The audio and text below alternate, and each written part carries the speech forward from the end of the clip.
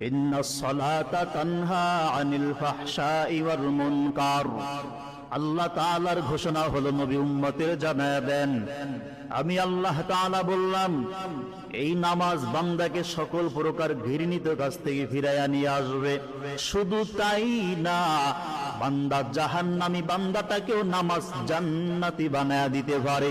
ও নবী উম্মতের বলে দেন, কোন মানুষ যদি দৈনিক 5 বেলার নামাজ নামক ঔষধটা 5 বার সেবন করতে পারে, ওই বান্দা নিজেকে যত বড় গুনাহের কাজে জড়াইয়া রাখুক না কেন, নিজেকে যত বড় গুনাহের কাজে শামিল রাখুক না কেন, নবী কোনো চিন্তা নাই, কোনো ভয় নাই, কোনো পেরেশানি নাই। উম্মতের জানিয়ে দেন, উম্মত যদি 5 বেলার নামাজ ঘরে বাইরে চালু করতে পারে, আমি আল্লাহ মাসুম বাচ্চা মায়ের পেট থেকে বের হইলে যেইভাবে নিষ্পাপ বেগুনাহ থাকে, আমি আল্লাহ তাআলা 5 বেলার নামাজের বিনিময় ওই গুনাহগার